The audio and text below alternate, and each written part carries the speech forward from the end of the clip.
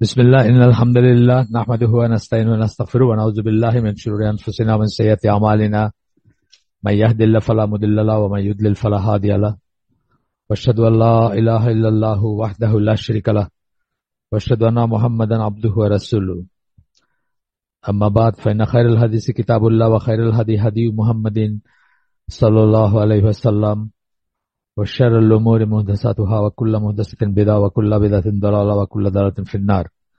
আসসালামু আলাইকুম ওয়া রাহমাতুল্লাহি ওয়া বারাকাতুহু। আমরা ইসলামের দ্য ক্রসরোডস বইটার উপর ভিত্তি করে যে প্রোগ্রাম করতেছি, আজকে সেটার সেকেন্ড ডে। আপনাদেরকে আমরা বলছি যে এই বইটা খুব ঠাসা একটা বই। এই বইটার আমরা শুধু এক্সাপ্ট মানে একদম একদম লিমিটেড কিছু প্যারাগ্রাফ হয়তো আমরা, যেটা 1/10 অফ দ্য বুকও হবে না, তার চেয়ে কম হবে, সেটা আমরা হয়তো সরাসরি পড়বো বা সেটা ট্রান্সলেশনটা হয়তো দেখবো, আর বাকিটা আমরা সেটার সাথে পর্যালোচনা করব আর কি। এই বইটার কথা আমরা বলছি আপনাদেরকে যে এই বইয়ের একটা প্যারাগ্রাফ দিয়ে একটা বই লেখা যায়, এরকম প্যারাগ্রাফ আছে এখানে, কেউ যদি চান আর কি। আমরা যখন বড় হচ্ছি তখন, বা এখনো আছে, ভাব সম্প্রসারণ বলে একটা কথা ছিল, তো সেই ভাব সম্প্রসারণের খুব সুন্দর একটা হইতে পারতো এই বইটা আর কি। মানে পাতায় পাতায় ভাব সম্প্রসারণের স্কোপ আছে আর কি। আমরা গতদিন যেখানে শেষ করছিলাম, তারপরে আমরা ইমাম মালিকের একটা আসার পড়ছিলাম।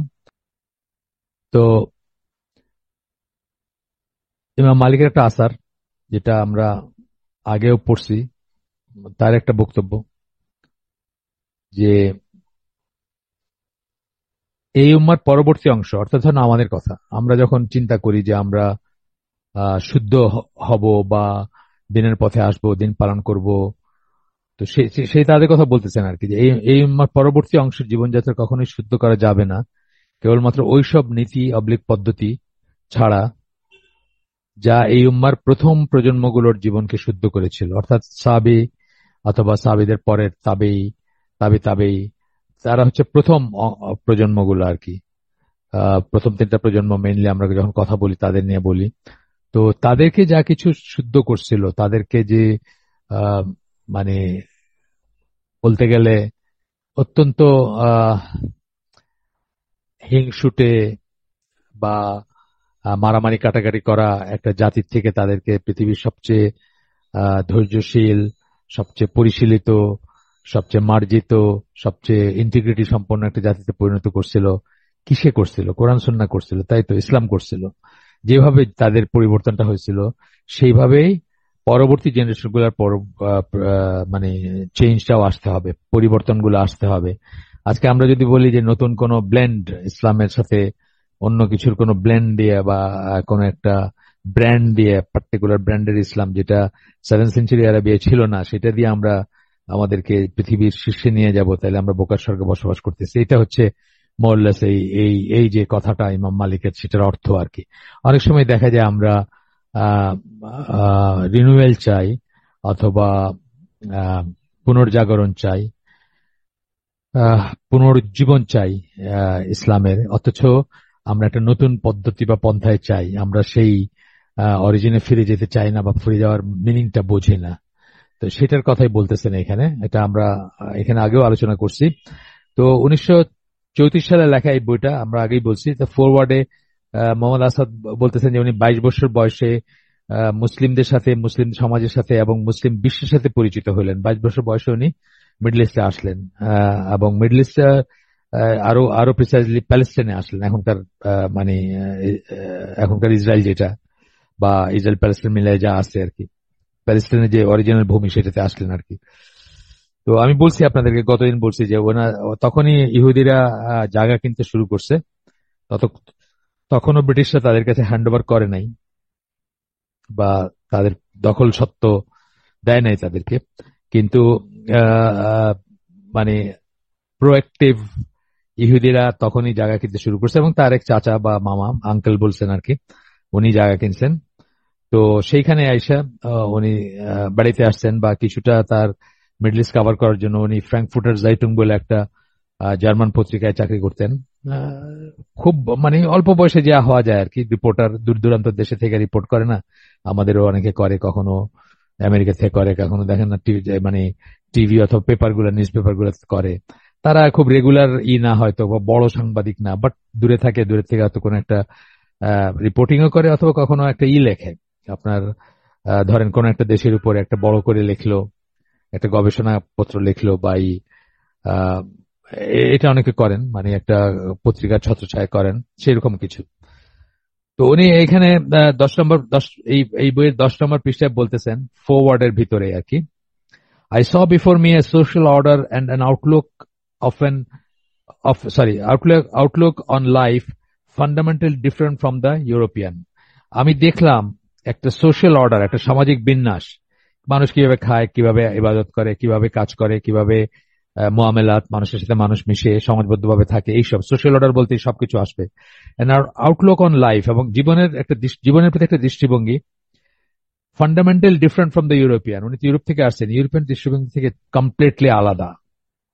ওনার কথা আগেই বলছি, উনি অস্ট্রিয়ান জার্মান ন্যাশনালিটি ছিল, তখন অস্ট্রিয়া জার্মানি একসাথে ছিল, এবং সেই সাম্রাজ্যের একটা অংশে ওনার জন্ম। কিন্তু এখনকার দিনে সেটা পোল্যান্ডের ভিতরে পড়ছে, তখন পোল্যান্ডের ওই অংশটা অস্ট্রিয়া জার্মান সাম্রাজ্যের ভিতরে ছিল, আমরা আগের দিন বলছি। তো তারপরে বলতেছেন যে, and from the very first there grew in me a sympathy for the more tranquil, I should rather say more human conception of life. বলতে যে শুরুর থেকে নিয়ে আমার ভিতরে একটা আহ, আহ, একটা মানে ট্র্যাঙ্কুইলিটি, মানে কি সাকিনা, প্রশান্তিপূর্ণ জীবন, অথবা বলতেছেন যে মোর হিউম্যান, বা বেশি মানবিক কনসেপশন অফ লাইফ, মানে যে লাইফটা বা লাইফ ওয়ে অফ লাইফ, জীবনযাত্রার ধরনটা হচ্ছে ট্র্যাঙ্কুইল একদিকে বললেন, প্রশান্ত বা শান্তিপূর্ণ, আর দিকে বললেন মোর হিউম্যান, মানবিক, অনেক বেশি মানবিক ইউরোপের চেয়ে। ইসলামের যে কেয়ারিং শেয়ারিং গুলা ছিল, যে মুআমালাত গুলা ছিল, সেগুলো তার চোখে পড়ছে তখনই, as compared with the hasty mechanized mode of living in Europe. Hasty, তাড়াহুড়া, সময় নাই, সময় নাই কিছু। আমরা সেখানে চলে গেছি এখন আস্তে আস্তে। তো ওই যে আল্লাহ রাসূল সাল্লাল্লাহু আলাইহি ওয়াসাল্লাম যেভাবে বলছেন যে ওরা যে যে সমস্ত গর্তে ঢুকবে, আমরা সেই সমস্ত গর্তে ঢুকবো, তা আলটিমেটলি আমরা সেসব গর্তে ঢুকে পড়ছি অলমোস্ট আর কি। এখন যদি কোনো একদিন দুপুর 1টার দিকে আপনি গুলিস্তানের মোড় বা ফার্ম গেটের মোড়কে যদি একটু উপর থেকে দেখবেন, কিলমিল করতেছে মানুষ, ছুটাছুটি করতেছে পিঁপড়াদের মতো। পিঁপড়াদের যেরকম দেখলে দেখেন না, পিঁপড়া মানে যখন যেখানে পিঁপড়াদের একটা মানে অনেক বড় একটা অ্যাক্টিভিটি চলে, দেখবেন যে খালি আসতেছে যাইতেছে, মানে সাংঘাতিক ব্যস্ততা আর কি। প্রত্যেকে বহন করে খাদ্য নিয়ে যাইতেছে স্টোরেজের জন্য বা ইত্যাদি। তো মানুষের দিকে তাকাইলেও কিন্তু ওইরকম লাগবে যে কারো সময় নাই, কারোর সাথে কারো কথা বলার সময় নাই, কারোর সাথে কারো কুশল বিনিময়ের সময় নাই, সেই ব্যাপারটা আর কি। তো বলতেছেন hasty mechanized mode of living in Europe. Hasty বললেন তাড়াহুড়া করা, মেকানাইজড যান্ত্রিক জীবন ইউরোপের। এখনো গ্যাপটা হয়তো আছে, সেই গ্যাপটা তখনকার ইউরোপের সাথে তখনকার প্যালেস্টাইনের যে মানে গ্যাপটা হয়তো এখনো আহ, ইউরোপের সাথে আমাদের মিডল ইস্টের হয়তো সেই গ্যাপ না হলেও কাছাকাছি থাকবে। বাট আমরা তো প্রাণান্ত করে চেষ্টা করতেছি সেই গ্যাপটা ব্রিজ করে আমরাও যেন কগেনের মেশিন হইতে পারি তাদের মতো আর কি। তারপরে বলতেছেন at the time in question, যখনকার কথা উনি বলতেছেন তখনকার কথা, that interest was not yet strong enough to draw me into the fold of Islam. ওই সময়টার কথা বলতেছেন যে আহ, আমি ইন্টারেস্টেড ফিল করছি, কিন্তু সেই ইন্টারেস্ট আমাকে এত এত প্রবল ছিল না যে আমি ইসলাম গ্রহণ করব, সেরকম ছিল না। But it open to me a new vista of A progressive human society. এটা আমার কাছে একটা নতুন মানে প্রান্তর খুলে দিল, বা নতুন একটা দিগন্ত খুলে দিল, অফ কি progressive human society organized with minimum of internal conflicts. Progressive বলতেছেন কিন্তু প্রগতিশীল মানুষ, মানব সমাজ বলতেছেন, কিন্তু উনি কিন্তু ব্যাকওয়ার্ড বলেন না একবারও। কারণ এই সকল কিছু হবে মানুষের কল্যাণের জন্য, এই এই যে সেন্সটা, বা মানুষের কল্যাণের জন্য হবে, বা মানুষের জন্য হবে, প্রোগ্রেসিভ এই সেন্সে বলতেছেন উনি। Human society organize with minimum internal conflict, যেটাতে মিনিমাম অভ্যন্তরীণ কনফ্লিক্ট বা মানে সংঘাত আর কি, যেটাকে আমরা বলি বৈপরীত্য যদি আমরা বলি। একদিকে আমি বলতেছি যে আমি সেকুলার হিউম্যানিজমে বিশ্বাস করি, আমি হিউম্যানিজমে বিশ্বাস করি, সকল মানুষ সবার উপরে মানুষ সত্য, তাহার উপরে নাই। আরেকদিকে আমি আমার পাশে প্যারিসে বা লন্ডনে একজন সাদা চামড়া বসে না। এই যে কনফ্লিক্টটা ধরেন, ইন্টারনাল কনফ্লিক্ট, সমাজের ভিতরের কনফ্লিক্ট, বৈপরীত্য, সংঘাত, এর maximum of real brotherly feeling এবং সর্বোচ্চ যে ভ্রাতৃত্ববোধ থাকতে পারে, সেই ফিলিংটা সম্পন্ন একটা সোসাইটি আমি দেখছি। হ্যাঁ, এটা আমার কাছে খুব ইম্পর্টেন্ট মনে হয়েছে, এই জন্য এই প্যাসেজটা পড়লাম, ইংলিশেই পড়লাম। বাংলায় এখন একটু বলে দেই, মানে আমার তো আমি তো তখন আমার নোট থেকে বলি নাই, আমি জাস্ট একটা একটা লাইন পড়তে গিয়ে আপনাদেরকে বাংলা বললাম। এখন নোট থেকে বাংলাটা একটু একটু অর্গানাইজ ওয়েতে পড়ি। আমি আমার সামনে এমন একটা সামাজিক বিন্যাস ও জীবনের প্রতি এমন একটা দৃষ্টিভঙ্গি বা মনোভাব দেখতে পেলাম যা মৌলিকভাবেই জীবনের প্রতি ইউরোপীয় দৃষ্টিভঙ্গির চেয়ে ভিন্ন। আর প্রথম থেকে আমার ভিতর ওই অধিকতর প্রশান্ত, অথবা আমি বরং বলবো যে ইউরোপীয় ত্রস্ত ও যান্ত্রিক জীবনযাত্রার চেয়ে জীবনের প্রতি অধিকতর মানবিক ওই দৃষ্টিভঙ্গির প্রতি একটা মমতা জন্মাতে শুরু করে। মানে আমার ভিতরে একটা জন্ম, মানে তার ভিতরে একটা মমতা জন্মাতে শুরু করে। একটা সফট কর্নার ওনার হলো, যেটা অনেক সময় হয়, আমরা কোন একটা জাতি জানি না, জাতি সম্বন্ধে জানি না, আমরা অনেক সময় অনেক ভুল ধারণা করি। যেমন আমি একটা উদাহরণ, আমি জানি না আপনাদের সাথে শেয়ার করছি কিনা, আফ্রিকানদের সম্বন্ধে তো আমাদের নিজেদের একটা নেগেটিভ ধারণা আছে, তাই না? সবাইরই আছে একটা নেগেটিভ ধারণা। এটা আহ, মানে জেনে হোক না জেনে হোক, প্রোপাগান্ডার থেকে হোক, কার্টুন থেকে হোক, মুভির থেকে হোক, যে যেসব থেকেই হোক, যা যা তারা বলে, বা আমরা আমরা কাদের থেকে গ্রহণ করি, আমাদের আইডিয়া গুলো কাদের থেকে গ্রহণ করি? ডেফিনেটলি ওয়েস্টার্ন ওয়ার্ল্ড থেকে গ্রহণ করি, তাই না? পশ্চিমা জগৎ যেভাবে যাকে পোর্ট্রে করে তাদের থেকে গ্রহণ করি। তো আমাদের একটা দেশ ধরেন সুদান, একটা দেশ, অথবা আহ আহ নাইজেরিয়া একটা দেশ, সেগুলোর সম্বন্ধে একটা কেওটিক একটা সিনারি আমাদের চোখে ভাসে, উইচ ইজ অনেকাংশে অনেকাংশে ঠিক, হয়তো হয়তো বা ঠিক আর কি। সেটার পিছনে অনেক কারণ আছে, বা আমি সেগুলোর ডিটেলস যাচ্ছি না। তো এরকম একটা আইডিয়া মনে নিয়ে আমি মালাগাসি, যেটাকে মাদাগাস্কার বলে, সেখানে গেছিলাম। মাদাগাস্কার দ্বীপপুঞ্জ আপনার মানে দ্বীপ, একটা বড় দ্বীপ, এবং তার সাথে আর ছোট ছোট দ্বীপ আছে, যাই হোক। তো মাদাগাস্কার বা এখন মালাগাসি নাম ওইটার, ওইখানে গেছিলাম একবার জাহাজে। তো আমি তো আশা করতেছি তারা ওইরকম মানুষই হবে। আহ তো আমি দেখলাম সেখানে আহ হয়তো বা কেউ কেউ বলেন যে ওইটা একটা ফ্রেঞ্চ কলোনি ছিল। ব্রিটিশ কলোনি এবং ফ্রেঞ্চ কলোনির ভিতরে একটু ডিফারেন্সিয়েট করতে চান অনেকে। তো ওইখানে একটা ছোট্ট ঘটনা, যে একদিন রাতে আমি আর ক্যাপ্টেন, উনি আমাদের 4th ব্যাচের, আমি 11 ব্যাচের, আমি সেকেন্ড ইঞ্জিনিয়ার ছিলাম তখন। আমার আমার র্যাঙ্কটা মানে সেকেন্ড এইট, মানে 3 স্ট্রাইপ আমার। ক্যাপ্টেন হচ্ছেন 4 স্ট্রাইপ, মানে সিনিয়র মোস্ট অফিসার ক্যাপ্টেন এবং চিফ ইঞ্জিনিয়ার জাহাজের। আমি সেকেন্ড ইঞ্জিনিয়ার ছিলাম, কিন্তু আমরা দুইজন একসাথে বাইরে গেছি। বাইরে গিয়ে হয়েছে কি, মানে এটা একটা মানে বোটে যাইতে হইতো, বোটে গেলে তারপরে গেট গেট পার হয়ে বাইরে শহরে যাওয়া যেত। জায়গাটার নাম হচ্ছে মাজুঙ্গা। তা আসার সময় আমরা মানে ফিউ সেকেন্ডস বা 1 মিনিটের জন্য বোটটা মিস করছি। আমরা দেখতেছি বোটটা চলে যাচ্ছে, এটি লাস্ট বোট, রাতে 10টায় দেখতেছি চলে যাচ্ছে, ওই ওই ওই চলে যাচ্ছে, কিন্তু আমরা এটা মিস করছি। এখন তো মানে খুবই মুসিবতের একটা ব্যাপার আর কি। তো বোটটা ফিরে আসলো বোট স্টেশনে, রাত্রে 10টার পরে আর কোনো বোট যাবে না, এটা হচ্ছে ওখানকার নিয়ম। তো তখন আমাদের তার দিনের ওইরকম বুঝ ছিল না, আমার এটা 1986 এর কথা বলতেছি আমি, সম্ভবত 1986 এর কথা। তো আমাদের যে ক্যাপ্টেন সাহেব, 4th ব্যাচের যিনি, উনি অনেকভাবে ওই লোকটাকে রিকোয়েস্ট করলেন যে তাকে মানে একটা এক্সট্রা টিপ দেওয়ার জন্য। সে বললো না, এটা নিয়ম নাই। তখন উনি মানে সিগারেট, তারপরে মদ, তারপরে টাকা, ডলার, বহু কিছু দিয়ে তাকে করলেন। লোকটা বললো, তুমি যা বলার বলো, আমি কিছুতে এটা করতে পারবো না। তুমি হোটেলে চেক ইন করো, অনেক হোটেল আছে, হোটেলে চেক ইন করো, অত অত এক্সপেন্সিভও না।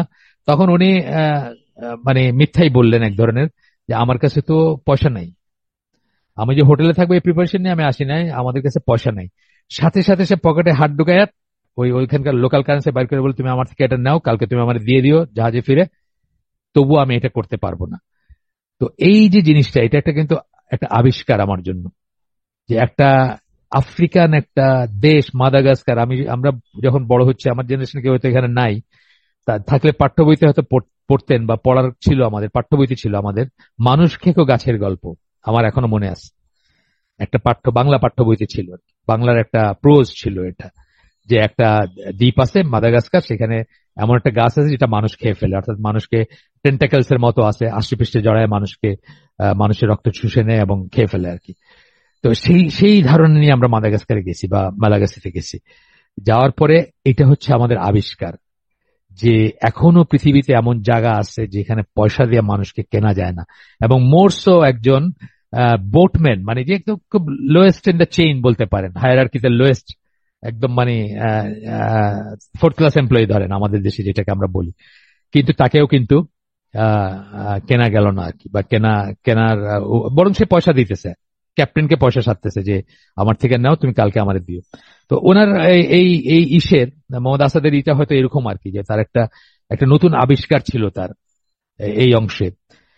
এরপরে আমার শেষ হয় নাই, আমি যে প্যাসেজটার আমি ট্রান্সলেশন পড়তেছিলাম আমার নোটে, আমি যে সময়ের কথা বলছি, অর্থাৎ উনি যে সময়ের কথা বলতেছেন 22 বছর বয়স, 1922 সাল, কিন্তু এটা ইসলাম সম্বন্ধে আমার আগ্রহ তখন এমন প্রবল হয়ে ওঠেনি যে তা আমাকে ইসলামের জগতে অন্তর্ভুক্ত করে নেবে, অর্থাৎ আমি কনভার্ট করবো এরকম প্রবল হয় না ইসলাম সম্বন্ধে আমার আগ্রহ, ইন্টারেস্ট বা দুর্বলতা যাই বলেন, কিন্তু তা আমার সামনে একটা বিকাশমান মানব সমাজের দৃশ্যপট খুলে দেয়, সরি, একটি মানব সমাজের দৃশ্যপট খুলে দেয়, যা কিনা ন্যূনতম অন্তর্দ্বন্দ্ব ও সম্ভাব্য সর্বাধিক ভ্রাতৃত্ববোধ দিয়ে গঠিত, মানে যেটাতে কনফ্লিক্ট, ইন্টারনাল কনফ্লিক্ট নাই, সংঘাত নাই, ন্যূনতম অন্তর্দ্বন্দ্ব, আবার সম্ভাব্য সর্বাধিক ভ্রাতৃত্ববোধ, ব্রাদারলি টাইজ যেটাকে আমরা বলি, সেটি দিয়ে গঠিত। আজকে আমরা সেখানে নাই, এটা সত্যি কথা। আমরা সেই সমাজ থেকেও আমরা অনেক অনেক দূরে চলে গেছি। এবং উনি 22 সালের এক্সপিরিয়েন্সের পরে 34 সালে এই বইটা লিখছেন। তখনই উনি চিন্তিত যে আমরা ওয়েস্টার্নাইজ হয়ে যেতেছি, বা আমরা অন্যরকম হয়ে গেছি বা হয়ে যাচ্ছি। এরপরে আমরা আরেকটা প্যাসেজ পড়বো এখান থেকে, যেটা আমি অন্যান্য হালাকাগুলোয় পড়ি নাই, আমি অন্যান্য আয়োজন যাদের সাথে করছিলাম সেইখানে পড়ি নাই, কিন্তু আপনাদের নিয়ে আপনাদের সাথে একটু পড়বো। তো এরপর বলতেছেন, the reality however of present day Muslim life appear to be very far from the ideal possibilities given in the religious teaching of Islam. আজকের দিনে, অর্থাৎ 1934 সালে যখন উনি বই লিখতেছেন, এবং পরবর্তীতে এটা তো 87 সালের ভার্সন, আমি আপনাদেরকে আগে বলছি 87 সালের 82 সালের এডিশন, কিন্তু এটা ছাপাটা হয়েছে 87 সালের 15th রিভাইজড এডিশন 87 সালের। আর 82 সালের এটা তার আর কি, তার যেটা অথার্স নোট, যেটা 82 সালের। তো উনি বলতেছেন যে দ্য রিয়েলিটি, ওই যে উনি উনি যা দেখছিলেন তার তুলনায় আজকের রিয়েলিটি, আজকের বাস্তবতা, অর্থাৎ 1934 সালের বাস্তবতা, however of present day Muslim life appear to be very far from the ideal possibilities given in the religious teachings of Islam. ইসলামের ধর্মীয় শিক্ষায় যা বর্ণনা করা হয়, যা দেওয়া হয়, যা বলা হয়েছে আমাদেরকে, তার থেকে অনেক ডিফারেন্ট আমাদের আজকের বাস্তবতা। যে এটা whatever in Islam had been progress and movement had turned among the Muslims into indolence and stagnation. Whatever there had been of generosity and readiness for self-sacrifice had become among the present-day Muslims perverted into narrow-mindedness and love of an easy life. যা কিছু ছিল ইসলামের সুন্দর জিনিসগুলা, সেগুলা চলে গিয়া মানে আপনার স্ট্যাগনেশন, স্থবির হয়ে গেছে মুসলিমদের জীবনটা।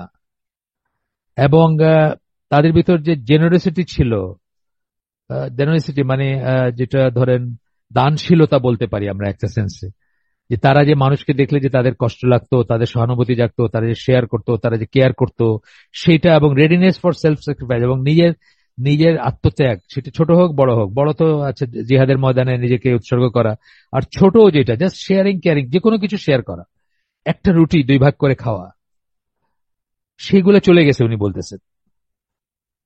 আর প্রেজেন্টে মুসলিম কি পারভার্টেড ইনটু ন্যারো মাইন্ডেডনেস, সংকীর্ণ মনা হয়ে গেছে এখনকার মুসলিমরা, এবং love for N easy life, সবকিছুতে কমফোর্ট, সবকিছু ইজি হইতে হবে, সবকিছু ইজি হবে, সবকিছু সহজ হবে।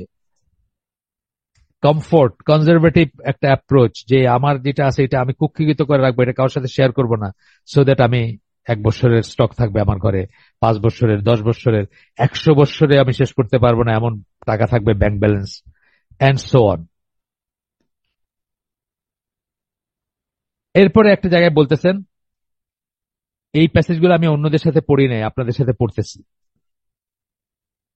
আমি আবার একটু বইটা উল্টায় যখন দেখলাম, তখন দেখলাম এইগুলো আসলে পড়া দরকার, এই জন্য আমি আপনাদের সাথে পড়তেছি, অন্যদের সাথে আমি পড়ি নাই। এরপরে বলতেছেন যে আহ,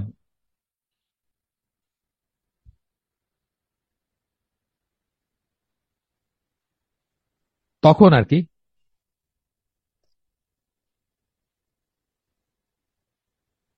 I realized that the one and only reason for the social and cultural decay of the Muslims, 1934 সালের কথা বলতেছেন, 22 বছর, 1922 উনি ওইটা বলছেন আগেরটা, আর এটা 34, কত বছর গেছে, মাত্র 12 বছর গেছে।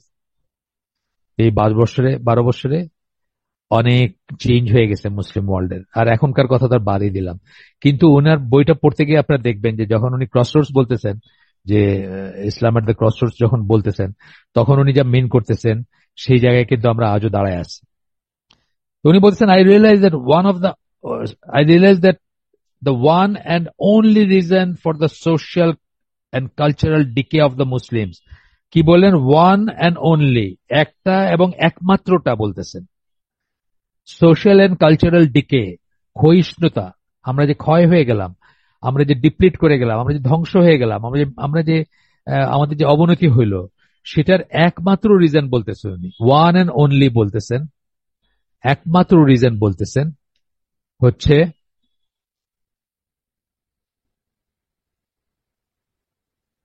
consisted in the fact that they had gradually ceased to follow the teaching of Islam in spirit.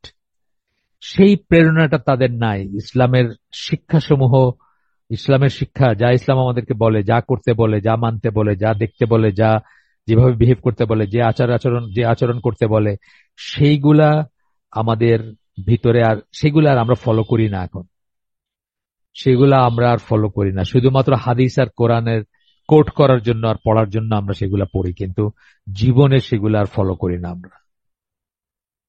Islam still there, ইসলাম সেখানে আছে, অন্য কোন রিলিজন হলে নাই হয়ে যেত, একদম নাই হয়ে যেত, মানে আর খুঁজে বের করতে হতো, ওই মায়ান সভ্যতার মতো খুঁজে বের করতে হতো 1400 বছর পরে। বিকজ কোরআন আমাদের কাছে আনঅ্যাডাল্টারেটেড আছে, হাদিসগুলো সংরক্ষিত আছে, সেই জন্য আমরা বলতে পারতেছি ইসলাম আছে। না হলে ইসলামে খুঁজে পাওয়া যেত না। এত চেঞ্জ হয়েছি আমরা, বা এত চেঞ্জ ঘটছে আমাদের এই এই কয়েক বছরে বা এই সময়ের ভিতরে। তো বলতেছে Islam was still there, but it was a body without soul. ইসলাম তথাপি আছে, কিন্তু এটা body without soul. Body without soul মানে কি? মানে জাস্ট বাইরের অবয়বটা আছে, ভিতরে কোনো প্রাণ নাই। দাড়ি রাখতেছি, লম্বা কোর্তা কেউ কেউ পড়তেছি, 5 ওয়াক্ত সালাত পড়তেছি, হজেও যাইতেছি, কিন্তু হজে গিয়ে ঝগড়া করতেছি একটা নামাজের জায়গার জন্য। মানে অন্তরটা সেটা না, কেয়ারিং নাই, শেয়ারিং নাই, ছাড় দেওয়া নাই, ধৈর্য নাই, সহমর্মিতা নাই, তাই না? মানে আপনি রাস্তায়, জাস্ট ঢাকার রাস্তা দেখেন, আজও কিন্তু আমরা তাই আছি, আরো খারাপ হয়েছে। The very element which once had created the strength of the Muslim world, যে এলিমেন্টের জন্য, যে মানে মৌলিক গুণের জন্য মুসলিম বিশ্বের শক্তি ছিল, যেটা প্রাণ ছিল, যেটা সেন্ট্রাল ছিল, যেটা সফটওয়্যার ছিল, যেটা was now responsible for its weakness, সেইটাই এখন সেটার মানে মুসলিম ওয়ার্ল্ডের উইকনেসের জন্য দায়ী। Islamic society had been built from the very outset on religious foundations alone, and the weakening of those foundations has necessarily weakened the cultural structure and possibly might cause its ultimate disappearance. বলছেন Islamic society কিসের উপর ছিল? শুরু থেকে ছিল religious ফাউন্ডেশনের উপরে, একমাত্র রিলিজিয়াস ফাউন্ডেশনের উপরে গড়ে উঠছিল। আপনাদেরকে একটা বইয়ের কথা বলছি আগে, civilization of faith, Mustafa Sibai, doctor Mustafa সিবাইয়ের, ইংলিশে পাওয়া যায়। মানে আমরা ছিলাম একটা ফেইথ বেস সিভিলাইজেশন, সেই ফেইথটাই রইলো না, সে ফেইথ বেস ব্যাপারটা রইলো না। এখন শুধুমাত্র উপাসনাগর এবং কিছু রিচুয়ালস এর ভিতরে ইসলাম চলে আসছে, লিভিং ইসলাম আর রইলো না। এই কথাটা উনি বলতেছেন এইভাবে যে and the weakening of those foundations, ওই ওই ভিত্তিটাই উইক হয়ে গেল, মানে রিলিজিয়াস ভিত্তিটা রইলো না আমাদের জীবনে। আমরা শুধু রিচুয়ালস এর ভিতরে ইসলামকে নিয়ে আসলাম। আমাদের ব্যবসা, আমাদের যুদ্ধ, আমাদের পলিটিক্স, আমাদের রাষ্ট্রশাসন, আমাদের সামাজিক বিন্যাস, কিছুতেই আর ইসলাম নাই। শুধুমাত্র রিচুয়ালস এর ভিতর আছে। আমরা নামাজ পড়ি, আমরা রোজা রাখি, আমরা হজ করি, হ্যাঁ, আমরা তসবিহ টিপি, আমরা বড় জোর দাড়ি রাখি অথবা লম্বা কুর্তা পরি, বাস এর ভিতরেই শেষ। তো বলছেন the weakening of those foundations has necessarily weakened the cultural structure, সেখান থেকে আমাদের কালচারাল সাংস্কৃতিক অঙ্গন যেটা বলি, মানে লিভিং ইসলাম নাই, সোজা কথা। and possibly might cause its ultimate disappearance, এবং এইভাবে যদি চলতে থাকে তাহলে একসময় ডিসঅ্যাপিয়ার করে যাবে। আমি তো মনে করি যে জাস্ট কোরআন এবং সুন্নাহ যদি আল্লাহ সংরক্ষিত না রাখতেন, আলহামদুলিল্লাহ আল্লাহ রাখছেন, রাখবেন কিয়ামত পর্যন্ত ইনশাআল্লাহ, তাইলে আমরা তো ডিপ্লিট করে যেতাম। জাস্ট হিন্দুইজম অথবা মানে বুদ্ধিজম, খ্রিস্টিয়ানিটি বা জুডাইজমের মতো চিন্তা করেন, মানে আমরা ডিপ্লিট করে তাদের মতোই হয়ে যেতাম। একদিন একদিন হয়তো রবিবারে সপ্তাহে একদিন চার্চে যাইতাম, বাস নিজেকে নাম একটা নাম খ্রিস্টিয়ান নাম আছে, হয়েই গেছি আমরা অলমোস্ট। কিন্তু আমাদের জন্য ফেরত আসার একটা রাস্তা আছে, কিন্তু তাদের জন্য সেটা আর নাই। তারা তাদের নবীর সুন্নাহকে ধরে রাখেন। এখন আমরা সুন্নাহর কর্তৃত্ব মর্যাদা যখন পড়ছি, তখন আপনাদেরকে বলছি যে খ্রিস্টিয়ানরা তাদের নবীর সুন্নাহ হারায় ফেলছে, এবং এই জন্য তারা যদি কখনো চায়ও যে আমরা আবার ফিরে যাই আমাদের অরিজিনে বা মূলে, তাদের সেটা ফিরে যাওয়ার উপায় নাই, বিকজ তারা তাদের নবীর সুন্নাহ তাদের কাছে নাই, হারায় ফেলছে তারা। এরপর আমার নোট থেকে আমি পড়ি। ইসলাম সম্বন্ধে একজন পশ্চিমা ইউরোপীয় এবং ইহুদি বিধর্মীর কি দারুণ স্নেহময় ও কোমল অনুভূতি। আপনারা যারা, আমি আগে বলছি, রোড টু মক্কা পড়ছেন তারা জানেন, আহ, আগে বলছি আবার বললাম, ওই বইয়ের পাতায় পাতায় সতীর্থ মানুষের প্রতি, এমনকি অচেনা মুসাফিরের প্রতি ইসলামী সভ্যতা ও সমাজের করুণা, দয়া ও ভ্রাতৃত্ববোধ দেখে তার অভিভূত হয়ে যাবার কত বর্ণনা আছে। দেখবেন আপনার অনেক বর্ণনা আছে এখানে। একটা কথা আমি বলছিলাম, সিরিয়ার সিরিয়ার ওনার পেট চোচো করতেছে, পকেটে কোনো পয়সা নাই, তখনও মুসলমান হন নাই, সিরিয়ায় গেছেন। তো এক লোকের কাছে পানি চাইছেন, ওয়েফেয়ারার আর কি, জাস্ট পায়ে হাঁটা মুসাফির আর কি। কত দূর যাবেন কোনো নাই, কোনো কোনো মানে কত দূর কোথায় গিয়ে নেক্সট দাঁড়াবেন সেগুলোও নাই। মানে এককালে মানুষ এইভাবে ট্রাভেল করতে, আর উনি বিশেষ করে একটু ওই ধরনের ছিলেন। তো তখন বলছি বোধহয় গতদিন বললাম কিনা আমি জানি না, ভুলে গেছি। তো তখন উনি ওইখানে গিয়া ওই বাড়িতে পানি চাইছেন। তখন যে পানি দিছে, যে ভদ্রলোক, সন্ধ্যা হয়ে আসতেছে তখন, বর্ণনাটা আমার মনে আছে এখনো, সন্ধ্যা হয়ে আসতেছে তখন যে ভদ্রলোক পানি দিয়েছেন উনি বলছেন, তুমি কি আজকের রাতটা আমাদেরকে আমাদেরকে ধন্য করবে না আমাদের সাথে থাইকা। মানে এটা একটা Arab way of telling things আর কি, যে আমাদেরকে মানে তারাই কৃতার্থ হবে আপনি যদি তাদের সাথে থাকেন আর কি, ব্যাপারটা এরকম। তো উনি তো হাতে আসমান পাইছেন, যে পেটটা চোচো করতেছে, পানি খায়া খিদাটা আরো মনে হচ্ছে বেড়ে গেছে। অনেক সময় হয় না আমাদের খুব খিদার মুখে পানি খেলে মনে যায় আরো এখন বেড়ে গেল খিদাটা, তো সেইরকম একটা ব্যাপারটা তো ব্যাপার ছিল। তো উনি তো একদম রেডলি একসেপ্ট করছেন। তারপরে রাত্রে কি খাইছেন? রাইস পরিজ, মানে ধরেন আমাদের যে ক্ষীর, সিলেটিরা ক্ষীর বলে, আমি জানি না আপনার কি বলেন, গুড় দিয়া আর ভাতের লাটকা খিচুড়ি মার্কা আর কি, গুড় দিয়ে চিনি দিয়ে বানায় না পরিজ, তো ওই রকম লাটকা খিচুড়ি মার্কা বানানো, এবং সাথে রুটি। রুটি বলতে ওই খুবস যেটাকে বলে, মানে আমাদের দেশের ই রুটি মার্কা কি বলে, ওই যে আটা রুটি বা চাপাতি মার্কা জিনিস। তো সেটা সবাই মিলে বসছেন রাউন্ড একটা এসে, এবং সেটা উঠে উঠে খাইতেছেন। ওনার কাছে মনে হয়েছে যে পৃথিবীর শ্রেষ্ঠ ডিনার করলেন, বিকজ খুব খিদা ছিল। এবং রাত্রে শুয়েছেন কি, একটাই রুম তাদের, 9টা বা 10টা বাচ্চা ওই ভদ্রলোকের, তার ওয়াইফ হচ্ছে এক কোনায়, আর উনি হচ্ছেন অপর এন্ডে, মাঝখানে ভদ্রলোক বা তার বাচ্চারা আছেন। আর কোনো জায়গা নেই তাদের, তাকে আশ্রয় দেওয়ার রাত্রের জন্য। তো উনি উপরের দিকে তাকায় দেখতেছেন যে ওই উপরে বাঁশের মতো একটা লাঠি আছে, ওইটাতে পেঁয়াজ টিয়াজ এইসব, ওই পুরান দিনের বাংলাদেশি ঘরেও দেখবেন আপনি, যে ওই যেসব জিনিস মাটিতে রাখলে পচে যায়, আলু পেঁয়াজ, এগুলো অনেক সময় ওইভাবে ঝুলায় রাখে। তো ওইভাবে ঝুলায় রাখা, এবং উনি চিন্তা করতেছেন পৃথিবীর সবচেয়ে ট্র্যাঙ্কুইল, সবচেয়ে কি বলবো, মানে সাকিনাপূর্ণ বাসা হচ্ছে, মানে ঘর হচ্ছে সেটা, যেটার ভিতরে উনি শুয়েছিলেন আর কি। তো এই যে ফিলিংটা, সাংঘাতিক ফিলিং এটা, মানে আপনারা ফিল করছেন কিনা কখন আমি জানি না, উনি ফিল করছেন সেটা আর কি। যাই হোক, এই বইটার কথা আমি বলছি গতদিন যে এটা পড়ে অনেকে মুসলমান হয়েছেন। আমি আমাতুল্লাহ আমস্ট্রং এর গল্প বলে ফেলছি আপনাদেরকে, and the sky is not the limit, ওই বইটার কথা বলছি। আপনাদের যাদের সময় আছে তারা এটা পড়তে পারেন। তো ওই ওই মহিলা বলছেন আর কি যে আহ, তাকে কিভাবে স্পর্শ করছিল ওই বইটা, এবং অনেকেই বলছেন যে এই বইটা পড়লে আহ, চোখের পানি ধরে রাখা খুব মুশকিল হয় আর কি। তো যাই হোক, এটা আপনাদেরকে গতদিন বললাম রোড টু মেক্কা, যাদের আছে, যাদের ইংলিশটা পড়বেন পারলে। বাংলাটা আমি আমি বলি যে অনেক কিছু হারায় গেছে বাংলাটাতে। এবং ইসলামের দ্য ক্রসরোডস বাংলা বোধহয় আগে হয়েছিল একটা, ওইটা এক মহিলা করছিলেন একটা ট্রান্সলেশন।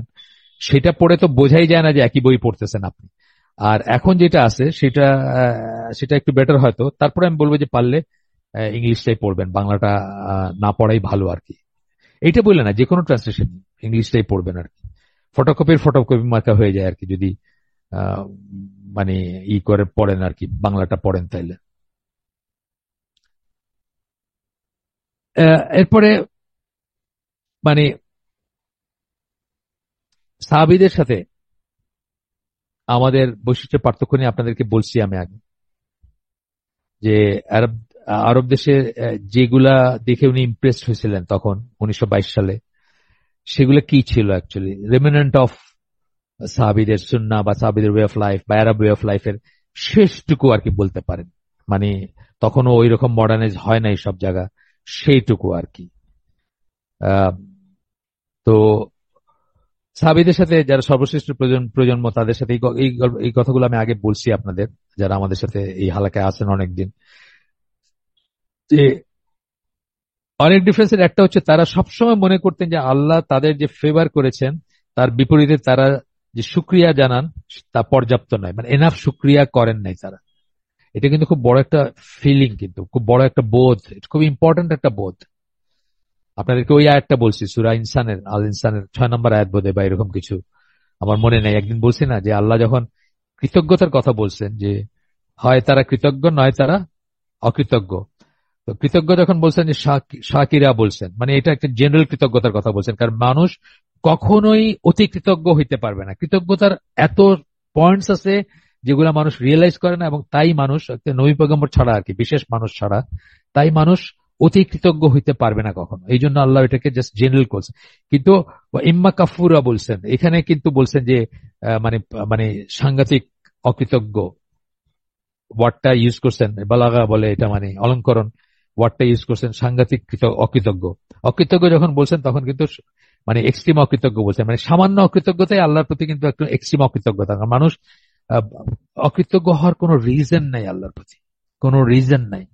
এই জন্য আপনাদেরকে বলছি যে কাফের প্রথম মিনিং হচ্ছে অবিশ্বাসী, সেকেন্ড মিনিং হচ্ছে অকৃতজ্ঞ। তো যাই হোক, তো এটা সাহাবীর একটা বোধ ছিল, যে হতদরিদ্র সাহাবীর ভিতরও গভীর কৃতজ্ঞতার এই বোধটা আসতো কোথা থেকে। চিন্তা আপনাকে মনে হইতে পারে যে কি আসছিল তাদের। আমরা তো পড়ছি কি ছিল তাদের, মানে 2-4 জন ছিলেন ঠিক আছে, ওয়েল অফ ছিলেন, কিন্তু এভারেজ ইনক্লুডিং আল্লাহ রাসূল সাল্লাল্লাহু আলাইহি ওয়াসাল্লাম কি ছিল তাদের? কিছুই ছিল না। আলী রাদিয়াল্লাহু আনহুর কথা পড়ছেন না, কিছুই ছিল না তাদের জীবন। তো তাদের মানে এত কৃতজ্ঞতার বোধ কোত্থেকে আসছে, যে তারা মনে করতেন যে আমরা এনাফ কৃতজ্ঞ হই নাই, আমরা এনাফ কৃতজ্ঞ হই নাই, এত কৃতজ্ঞতা জানাই নাই। আল্লাহ তাকে কি এমন নিয়ামত দান করেছিলেন যে আপাত দৃষ্টিতে দরিদ্র বা নিঃস্ব হওয়া সত্ত্বেও তিনি ভাবতেন যে আল্লাহ তাকে অশেষ করুণা করেছেন। তখনই প্রশ্ন এসে যায়, পৃথিবীর এই জীবনে একজন মানুষের সবচেয়ে বড় পাওয়া কি?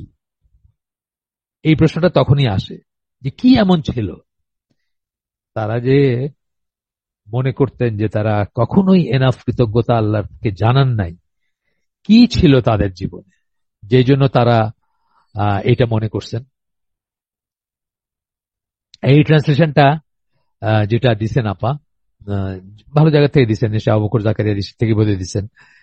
এইটার কথা 3 নম্বর আয়াত না, কিন্তু এইটার কথা জামাল জারাবাজ স্পেশালি বলছেন যে এটার ট্রান্সলেশন অলমোস্ট কেউ ঠিক মতো করেন নাই।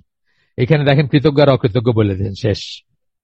তা না, কিন্তু ব্যাপারটা দুইটার ভিতরে আলাদা একটা সেন্স আছে। কৃতজ্ঞ যখন বলছেন আল্লাহ, তখন জেনারেল একটা কথা বলছেন যে জাস্ট একটা কৃতজ্ঞ, অতি কৃতজ্ঞ সেন্সটা আসে না। কিন্তু অকৃতজ্ঞ যে টার্মটা ইউজ করছেন ওইটা হলো অসম্ভব অকৃতজ্ঞ বা অতি অকৃতজ্ঞ বোঝাইছেন আল্লাহ এখানে। তার কারণ মানুষ সামান্যতম অকৃতজ্ঞ হইলেও সেটা লিমিটলেস অকৃতজ্ঞতা। আল্লাহর প্রতি মানুষ অকৃতজ্ঞ হইতে পারে না বাই ডেফিনেশন, বা বা বা তার সৃষ্টির হিসাবে, মানে তাকে সৃষ্টি করা হয়েছে সেই হিসাবে পারে না। দেখেন এখানে বলতেছেন কি সেটা, তাহলে কি কি দিয়ে, মানে হতদরিদ্র হয়েও কেন ইনি মনে করতেছেন, বা তার উপর বর্ষিত আল্লাহর সর্বশ্রেষ্ঠ নিয়ামত কি? আমরা মুসলিমরা হয়তো অনেকেই এর উত্তর জানি না, বা এইসব নিয়ে ভাবার সময়ও আমাদের নেই। আমার নোটটা কি আগের লেখা, তো এগুলা কিছু কথা আছে, মাফ করে দিন যদি কারো খারাপ লাগে। খালেদা হাসিনা কি করলেন, নিজামী যুদ্ধ যুদ্ধ অপরাধী কিনা, তখনকার লেখা আর কি, নিজামী যুদ্ধ অপরাধী কিনা, এটা নিয়ে খুব চলতেছে। মাহমুদুর রহমান কিরকম ঝলসে উঠেছেন, তখনকার কথা আর কি, যখন আমি এই নোটগুলো লিখি। মাহমুদুর রহমান তখনও বাংলাদেশে ছিলেন। ক্রিকেট খেলায় প্রিয় দল জিতলে কোন, মানে ক্রিকেট খেল প্রিয় কোন দল জিতলো আর কি, অথবা কোন নায়িকা বিবস্ত্র হবেন বলে ঘোষণা দিয়েছেন, এইসব নিয়ে ভাবতে থাকি আমরা। মানে ক্রিকেট ক্রিকেট খেলায় প্রিয় দল জিতলে কোন নায়িকা বিবস্ত্র হবেন বলে ঘোষণা দিয়েছেন। কেউ একজন ক্রিকেট খেলায় তার ফেভারিট দল জিতলে তিনি বিবস্ত্র হয়ে ছবি তুলবেন বা দিবেন ছবি, এইটা উনি করছিলেন, মানে প্লেজ করছিলেন আর কি।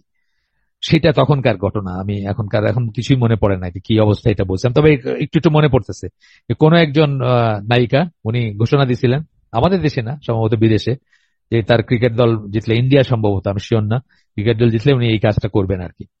এমন ভাবতে ভাবতে আর জানতে জানতে আমাদের জীবন আর জীবনের সময় দুটোই শেষ এইসব নিয়ে ব্যস্ত থেকে। ইভেন এখন দেখেন, আমরা, আমার নিজের কথা আমি বলতেছি, আমেরিকায় কোথায় একটা ইলেকশন হইতেছে, আমাদের দেশে মানুষ নির্ঘুম রাত জায়গা দেখতেছে ওটা, তাই না? আমাদের দেশের এখনকার আপনি যদি খুলেন, সোশ্যাল মিডিয়া খুলেন, শুধুমাত্র দেখবেন এইটা নিয়ে আলোচনা। কি ট্রাম্প কি হাসিনারে নিয়ে এসে ঢুকাই দিবে এখানে, হাসিনাকে আবার পাওয়ারে চড়ে আসতেছেন, তো খালি অ্যানালাইসিস না, কত বুজুর্গ বুজুর্গ ব্যক্তিরা বৈশা আওয়ার্স আফটার আওয়ার্স। একজন মুসলমানে কি আসে যায় এটাতে আসলে, বলেন তো আপনি? এই হাসিনাকে কারা কারা করছিল বলেন তো, কারা প্রতিষ্ঠিত করে দিয়ে গেছিল? ডেমোক্রেটসরা কিন্তু। বারাক ওবামা তখন প্রেসিডেন্ট, তাই না? আজকে আমরা কমলা হ্যারিস কেন জিতলো না এটা নিয়ে আফসোস করতেছি। এই ডেমোক্রেটরাই কিন্তু ইজারা দিয়ে গেছিল ইন্ডিয়ার কাছে বাংলাদেশকে 2008 সালে। আপনার হিস্ট্রি, আমি হিস্ট্রির কথা বলতেছি। বারাক ওবামা ছিল তখন, if I am not wrong. ইজারা দিয়ে গেছিল 2008 সালে। কারা দিয়ে গেছে তখন? 2009 সালে কারা ছিল? বিডিআর বিডিআর যখন হইল, তখন কারাই ছিল আপনার? অবশ্য বুশের বুশের শেষ দিক বলতে পারেন, বুশের শেষ দিক, শুরুর দিক, বারাক ওবামার শুরুর দিক বলতে পারেন, সেটা সেটা ঠিক আছে। কিন্তু তার চেয়ে বড় কথা যেটা, যে আমাদেরকে ইন্ডিয়ার চোখ দিয়ে দেখা, ইন্ডিয়া যা বলবে সেই মতো আমাদেরকে চালানো, বা আমাদেরকে সাবসেট বানায় দেওয়া ইন্ডিয়ার, বা ইন্ডিয়ার ক্লায়েন্ট স্টেট বানায় দেওয়ার যে ঘটনাটা, এটা কিন্তু ডেমোক্রেটদের সময় হয়েছে। এরপরে এই এই ইদানিং কালে আইসা একটু মায়া কান্না কাটছে গত ইলেকশনের আগে, তারপরে আবার যে কে সেই এখন। আমাদের কি আসে যায় এগুলা দিয়ে? আমাদের কিছু আসে যায় না।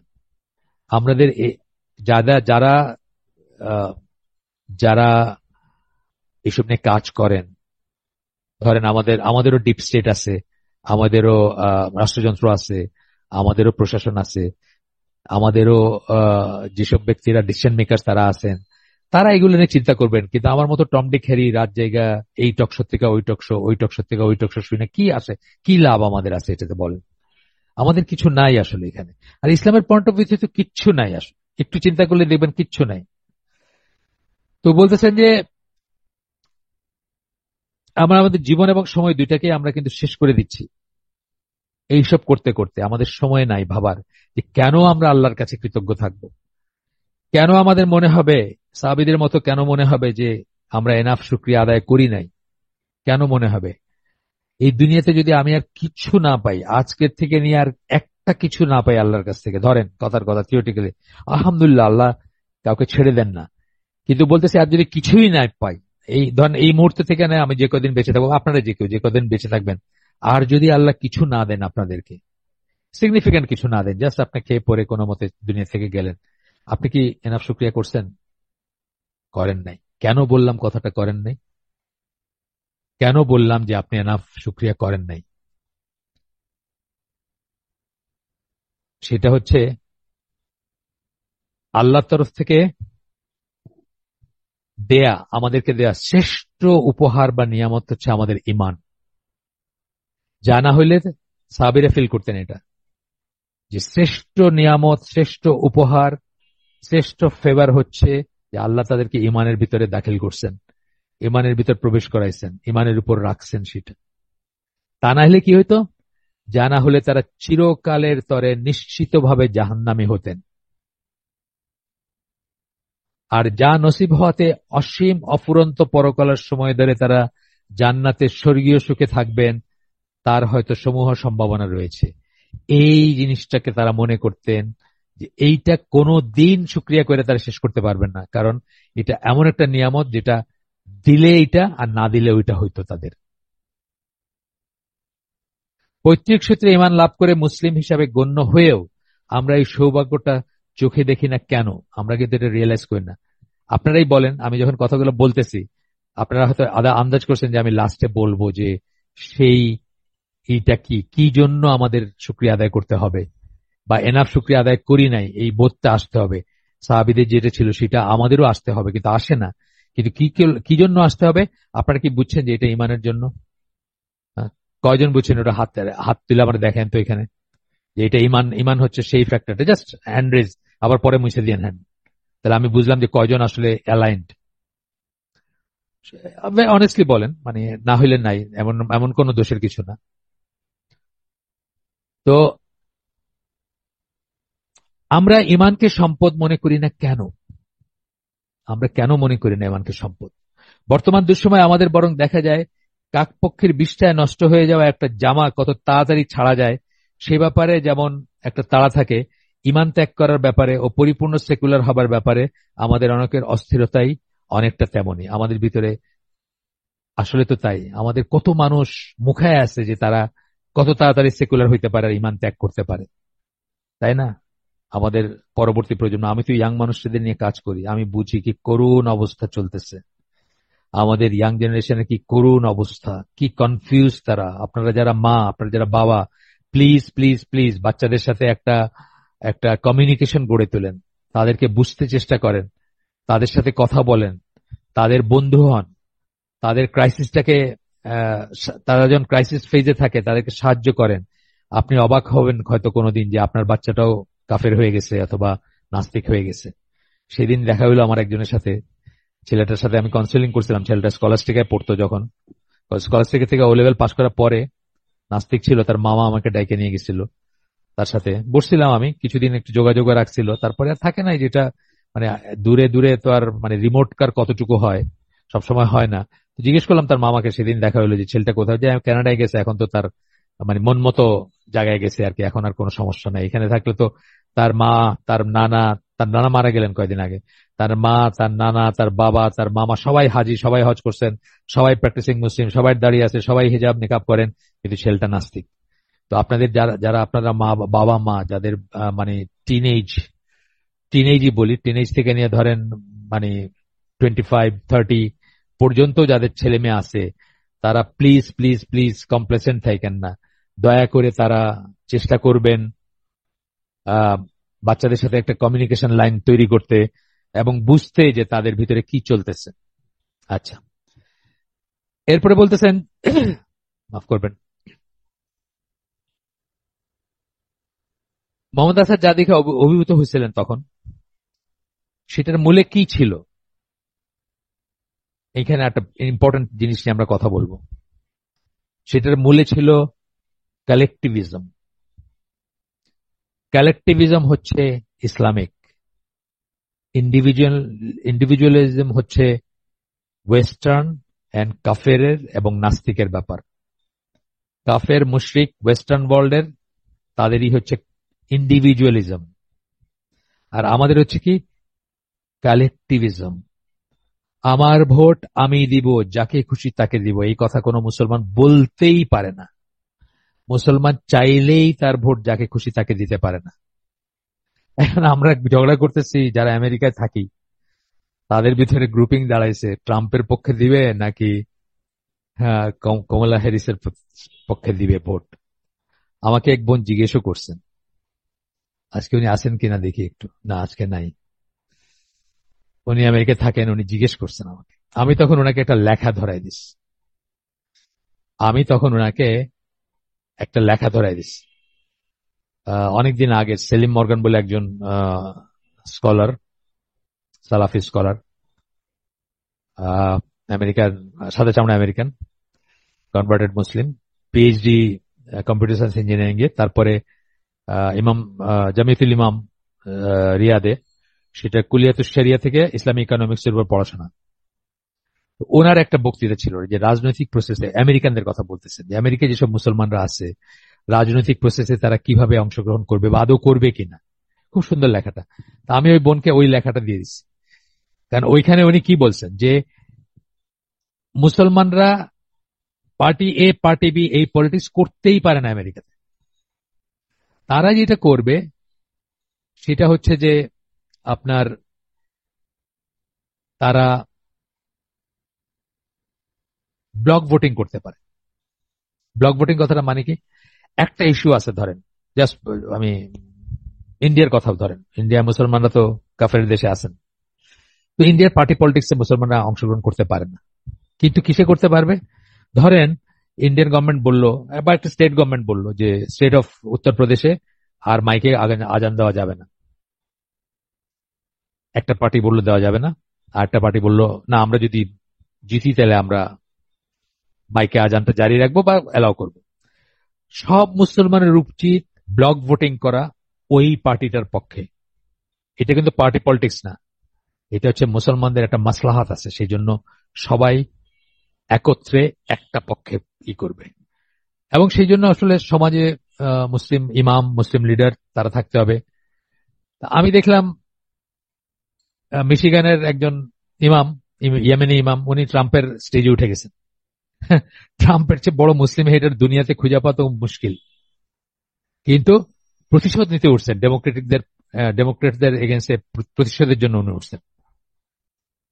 কি করুণ অবস্থা আমাদের, চিন্তা করে দেখেন যে আমরা মানে ওই বুশ বলছিল না, either you are with me or you are with the terrorist. আমাদের একদিকে থাকতে হবে, আমরা আমাদের মতো থাকতে পারি না, আমরা আমরা থাকতে পারবো না আর কি।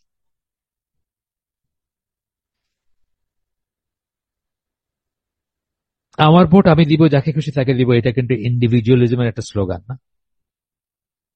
এটা তসলিমাপন্থী, আমি বলছি এখানে তসলিমাপন্থীদের স্লোগান। তসলিমাপন্থী তাই বলছে যে আমার শরীর আমি দিব, যাকে খুশি তাকে দিব, এই তো তসলিমার কথা তো এটাই, শরীরটা আমার, চয়েস আমার, যার ইচ্ছা তারে দিব, এটাই ছিল তার কথা। কালেকটিভিজম কি বলে? আপনি যাকে ইচ্ছা তাকে ভোট দিতে পারেন না, আপনার সেই স্বাধীনতা নাই। যাকে ইচ্ছা তাকে ভোট দিতে পারেন না, আপনাকে চিন্তা করতে হবে। ওই যে বললাম ব্লক ভোটিং, যে কোন ব্যাপারটা ইসলামের পক্ষের, কোন ব্যাপারটা ইসলামের কল্যাণ আছে, যদি আদৌ থাকে, না থাকলে নাই, না থাকলে ভোট দিবেন, দ্বিতীয় ব্যাপার কোনো কথা নাই। কোন জিনিসটাতে ইসলামের কল্যাণ আছে, কোন জিনিসটাতে ইসলামের, যেমন আমি একটা উদাহরণ দেই, যে সিলেট তো রেফারেন্ডামের মাধ্যমে ইস্ট পাকিস্তানে আসছিল, আপনারা জানেন। সিলেটের ডিস্ট্রিক্ট সিলেট রেফারেন্ডামের মাধ্যমে কিন্তু বাংলাদেশে অন্তর্ভুক্ত হয়েছিল। এই যে ভোটিংটা হয়েছিল, এখানে একদম সবাই মিলে ভোট দেওয়া উচিত ছিল, দিছেও সেরকম, সেই জন্য আসছে, অনেকেই দিছে, যে এটা কাফের দেশের অংশ হওয়ার চেয়ে মুসলিম দেশের অংশ হবে, এইরকম ভোটিং ঠিক আছে। কিন্তু পার্টি পলিটিক্স যেটাকে বলি, democracy, party one party two, এই পার্টির এই গঠনতন্ত্র, এই পার্টির এই গঠনতন্ত্র, এইটাতে পার্টিসিপেট করার কোনো উপায় নাই আমাদের। যাই হোক, আবার ফিরে আসি কালেকটিভিজম। কালেকটিভিজম ইসলামের প্রত্যেকটা জিনিসে কালেকটিভিজম দেখবেন। আপনি আপনি আকিকা করেন, বাচ্চা জন্ম হইল, আকিকা, সালাত, হজ, জাকাত, সিয়াম, জিহাদ, জানাজা, কবরস্থ করা, যে কোনো কিছু, আপনার নেম এনিথিং, সবকিছু হলো কালেকটিভিজম। সমাজবদ্ধতা, কমিউনিটি বদ্ধতা। আর কাফের কি, আমি প্রথম যখন জার্মানিতে গেলাম আমি খুব অবাক হয়েছি দেখে যে ওদের ক্যাফেতে বা ওই পাব যেটারে বলে, পাবে ওরা সার্ভ করে, আপনার কফি বিস্কিট এগুলো সার্ভ করে জার্মানিতে।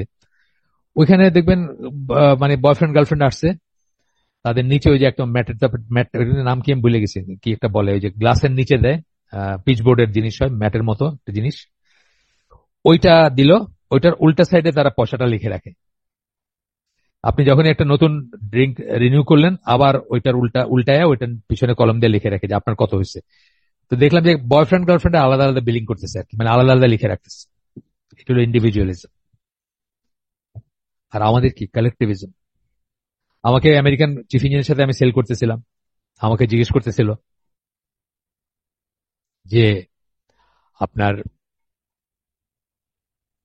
তোমার রিটায়ারমেন্ট কি, মানে আমেরিকানদের একটা জাহাজ আমরা টেক ওভার করতেছিলাম। আমি এবং চিফ অফিসার দুইজন ছিলাম, সিঙ্গাপুর থেকে আমরা ফ্লাই করছি, ওই জাহাজটার সাথে বেশ কিছুদিন ছিলাম জাহাজটা বুঝে নেওয়ার জন্য। তো চিফ ইঞ্জিনিয়ার আমেরিকান সাথে খুব খাতির হয়েছিল, অনেক খুব খাতির হয়েছিল, এবং অনেক ইসলামের দাওয়াত দিয়েছিলাম, এবং তো তার চোখে টোকে পানি চলে আসছে যে সমস্ত বলছি আমি তাতে। তো সে বলতেছিল যে আমার রিটায়ারমেন্ট প্ল্যান কি। তা আমি বললাম আমার তো কোনো রিটায়ারমেন্ট প্ল্যান নাই, আমার বাবারও ছিল না, আমারও নাই। ওই যে বলো কি তোমার ফিউনারাল প্ল্যান কি। আমি বললাম না, ফিউনারাল তো আমি মরলে আমার যারা বাইচে থাকবে তারা কেমনে আমার কবর দিবে, এটা তাদের দায়িত্ব, এটা আমার দায়িত্ব না। বলি তাই? আমি বলি আমি তো আমার ফিউনারালের পয়সা রেখে যেতেছি, আমি আমার ফিউনারালের পয়সাটা পর্যন্ত রেখে যেতে হইতেছে, আর রিটায়ারমেন্ট কেমনে চলবো সেটা তো আছেই। তখন আমি বললাম যে দেখো, আমার বাবা যখন রিটায়ার করছে, মানে রিটায়ার বলতে যখন থেকে মানে উপার্জন বন্ধ করছেন, তো কোনোদিন কোনো প্রশ্ন তার মাথায় আসে না, আমার মাথায় আসে না যে উনি রিটায়ারমেন্ট প্ল্যান কি, উনি থাকবেন কোথায়, খাবেন কোথায়, কার সাথে থাকবেন। অটোমেটিক্যালি এটা অলিখিত নিয়ম যে উনি আমার একটা অংশ বা আমার সাথে থাকবেন। আমিও চিন্তা করি না যে আমি তখন কোথায় থাকবো, ইনশাল্লাহ আমি তো আমার ফ্যামিলিতে থাকবো। তো তার চোখে পানি চলে আসছে এটা বলার পর। এটা হচ্ছে কালেকটিভিজম। আমি তাকে বলছি, রিজনও বলছি কেন তোমাদেরটা চলে গেল, কেন ধরে রাখতে পারলো না, সেগুলো বলছি তাকে, অন্য কথা সেটা। এটা হচ্ছে কালেকটিভিজম, যে সবকিছু আমাদের যেটা বললাম আকিকার থেকে শুরু করেন। আমরা আজান দেওয়াটাকে এখন মনে করি যে আজান দেওয়াটা ঠিক না, যদি ধরতাম যে ঠিক, মানে যেটা প্রচলিত আছে, সেটাও কিন্তু কালেকটিভিজমের অংশ। আপনি সবাইকে জানেন আপনার ছেলে হয়েছে, আপনার মেয়ে হয়েছে, যাই হয়েছে, এন্ড দেন আকিকা আপনার পাশের বাড়ি এখানে সেখানে দিলেন, সবাই জানলো। এন্ড দেন নামাজি যাচ্ছেন আপনি, কালেকটিভিজম, জামাতে নামাজ পড়তেছেন। আপনার ঈদ কালেকটিভিজম, ঈদের নামাজ পড়তেছেন, ঈদের কোলাকুলি করতেছেন, যারা কম সঙ্গতিপূর্ণ তাদেরকে খাইতে ডাকতেছেন অথবা খাবার পাঠাইতেছেন, কালেকটিভিজম। আপনার কোরবানির সময় আপনি কোরবানি গরু জবাই করলেন, তারপর 3 ভাগ করলেন, আত্মীয় স্বজনকে দিচ্ছেন, ফকির মিসকিনকে দিচ্ছেন, কালেকটিভিজম। আপনি হজে যাচ্ছেন, কালেকটিভিজম। আপনি জাকাত দিচ্ছেন, কালেকটিভিজম। আপনি আহ, বিয়ের সময়কার ওয়ালিমা করতেছেন, কালেকটিভিজম। মানে অল অল অ্যালং আপনি দেখবেন কালেকটিভিজম। আর এর উল্টা কাফেরের সবকিছু হচ্ছে ইন্ডিভিজুয়ালিজম। আমার যা কিছু তাই পড়বো, তোমার কি? আমার যার সাথে ইচ্ছে তাকে তারে নিয়ে ঘুমাবো, তোমার কি? আমার যাকে ইচ্ছে তাকে ভোট দিব, তোমার কি? হ্যাঁ? এই তোমার কিটা সবখানে চলতেছে। অথচ আমাদের ক্যারেক্টিভিজম কিরকম ছিল আমি বলছি আপনাদেরকে, যে আমরা যখন বড় হচ্ছি, আমাদের ভিতর যারা সিগারেট বিড়ি ফুঁকতে শুরু করছে একটা দুইটা, মানে ম্যাট্রিক এর শেষে অথবা ইন্টারমিডিয়েট শুরুতে এরকম সময়, মানে হয়তো 500 গজ দূরে একজন পাড়ার মুরব্বীর ছায়া দেখা গেছে, আমাদের বুকটা কাঁপতে শুরু করছে যে ইস যদি আব্বারিকে বইলে দেয়, অথবা আমার যদি একটা থাপ্পড় লাগায় তাহলে কি হবে। মানে এটা অ্যাকসেপ্টেবল, আমাকে যদি বিড়ি খাইতে দেখে যদি পাড়ার একজন মুরব্বী একটা থাপ্পড় লাগায়, আমি এটা কোনোদিন কিছু বলতে পারবো না, কাউরে বলতেও পারবো না যে আমার থাপ্পড় মারছে। এবং তারাও এটা রেসপন্সিবিলিটি মনে করছে, কি আমার পাড়ার একটা ছেলে এইভাবে নষ্ট হয়ে যাবে, এটা হইতেই পারে না। কিন্তু আমরা সেটা over the period of time হারায় ফেলছি। এখন ঢাকার রাস্তায়, তখন আর কি বা এখনো 10 হাত দূরে যদি একটা হয়, একটা ছিনতাই হয়, জাস্ট আপনি দেখতেছেন এইখানে হইলো, তারপরে সবাই মুখ ঘুরে চলে যায়, কেন? ঝামেলায় জড়াইতে চায় না কেউ। এবং অ্যাপার্টমেন্ট গুলাতে যে আমরা থাকি, ভেরি অনেস্টলি আমি আমার এই নতুন একটা পার্টি আসছে আমাদের উল্টা বাসায়, আমি আসলে ভদ্রলোকের নাম জানি না। ভেরি অনেস্ট কথা, আমি কনফেস করে গেলাম আজকে, আমি ভদ্রলোকের নাম জানি না। তা আমরা সেইখান থেকে এত দূরেই চলে গেছি আর কি। তো এইটা ছিল আপনার আপনার আহ, আপনার উনি কি দেখে ইমপ্রেস হয়েছিলেন? যে কালেকটিভিজম দেখা, যে সমাজবদ্ধতা দেখা, যে সহমর্মিতা দেখা, যে দয়া দেখে, যে করুণা দেখে উনি ইমপ্রেস হয়েছিলেন। সেটার বিপরীতে আমরা এখন কি? এবং 1934 সালে উনি বলতেছেন যে সেগুলো ডিপ্লিট করে যাচ্ছে। আজকের কথা বাদই দিলাম। সুবহানাকা আল্লাহুম্মা ওয়া বিহামদিকা আশহাদু আল্লা ইলাহা ইল্লা আনতা আস্তাগফিরুকা ওয়া আতুবু ইলাইক। আমরা যে শুনলাম তার মধ্যে ভালো কিছু শুনে থাকলে সমস্ত প্রশংসা আল্লাহর, আলহামদুলিল্লাহ। খারাপ কিছু শুনে থাকলে সমস্ত ব্যর্থতা আমার এবং সেটা শয়তানের তরফ থেকে। আল্লাহ আমাদেরকে তৌফিক দিন যে ভালো শুনলাম তার উপর আমল করার। আসসালামু আলাইকুম ওয়া রাহমাতুল্লাহি ওয়া বারাকাতুহু।